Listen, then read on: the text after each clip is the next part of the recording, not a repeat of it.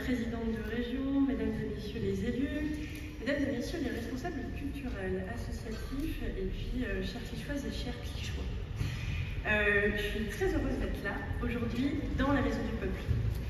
Très ravie d'y revenir.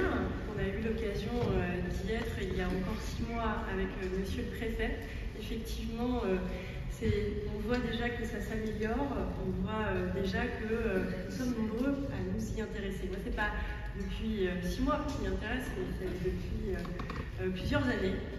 Et non seulement en tant que députée des Hauts-de-Seine, de Clichy-le-Valois, mais aussi en tant que membre de la Commission des affaires culturelles et d'éducation de l'Assemblée nationale. Ce n'est pas inintéressant quand on parle de patrimoine et de culture, de pouvoir regarder comment concrètement la régénération d'un lieu peut se faire. Alors, moi je suis persuadée que depuis le départ, l'avenir de la Maison du Peuple, puisque c'est la Maison du Peuple, elle doit se faire en co-construction. Que les porteurs de projets, et vous l'avez été, doivent être à l'écoute de toutes les parties prenantes. Ces parties prenantes sont celles, effectivement, qui ont accompagné l'historique de cette maison, ceux qui ont vécu des moments forts, mais aussi les parties prenantes de ceux qui ne la connaissent pas assez, qui doivent encore la connaître. Et donc là-dessus, moi je me suis mobilisée.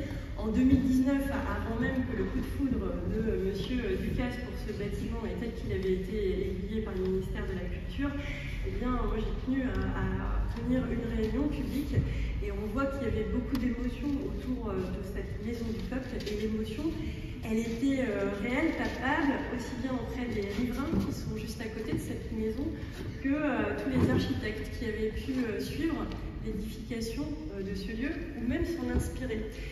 Moi je retiens aussi que la Maison du Peuple, elle a inspiré des bâtiments qui se trouvent de l'autre côté de l'Atlantique. Que son caractère modulaire est très porteur pour les bâtiments d'avenir.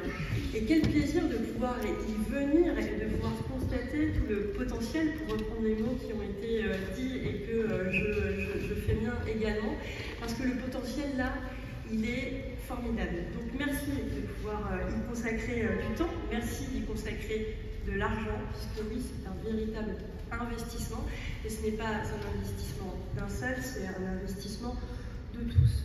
Alors cette régénération du patrimoine, elle sera à double titre. Non seulement c'est la rénovation du patrimoine bâti du XXe siècle, parce que le patrimoine, ce n'est pas seulement des vieilles églises du XIVe siècle, c'est aussi le patrimoine du XXe siècle. Et là, cette rénovation, cette restauration, elle contribue vraiment à montrer que notre patrimoine ne s'arrête pas aux bâtisses plus anciennes, mais aussi vraiment à préserver ce qui a pu être édifié il y a moins d'un siècle. Et puis le patrimoine, c'est le patrimoine gastronomique, ça a déjà été souligné, c'est déjà personnifié à côté de nous et devant moi également. Eh bien, que la baguette soit liée au patrimoine matériel de l'UNESCO, que le repas français que M. Ducasse a pu faire voyager sur les différents continents le soit, eh bien, ce lieu va pouvoir y participer également. Car je n'oublie pas que la Maison du Peuple, c'est celle du peuple, c'est celle aussi des compétences, et c'est celle de tous celles et tous ceux qui font vivre cette gastronomie, cette restauration. Et j'ai à cœur que nombre d'élèves du lycée René Offray, qui a déjà été cité par monsieur le maire et dans lequel vous allez tenir une réunion d'information, eh bien j'espère qu'ils seront très nombreux à venir découvrir en tant que riverains, mais aussi en tant que stagiaires, les formidables compétences et savoir-faire que vous allez pouvoir leur transmettre.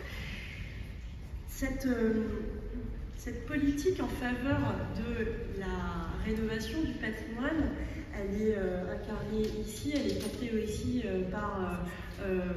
depuis 2017 par le président Emmanuel Macron. Rappelons-le, on a pu consacrer des millions d'euros, que ce soit dans le cadre du plan de relance, que ce soit aussi dans le cadre de la mission Berne.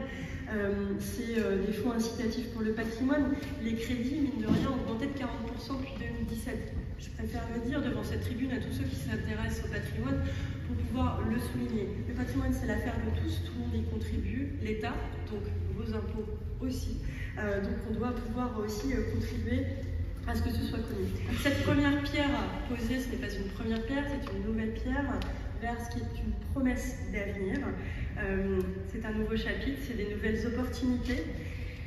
Je suis sûre que la ville, son tissu économique, éducatif, associatif, ainsi que les habitants du Grand Paris et plus largement de la France, Quand à l'été 2025 s'ouvrira à tous ces lieux, je suis sûre que ça contribuera à l'aura de la France et à l'aura d'une ville de Clichy, dont je suis fière d'être la députée aujourd'hui et dont je sais que les habitants seront de plus en plus fiers à l'orée d'ouverture de la Maison du Peuple. Longue vie à la Maison du Peuple. Merci à toutes et à tous.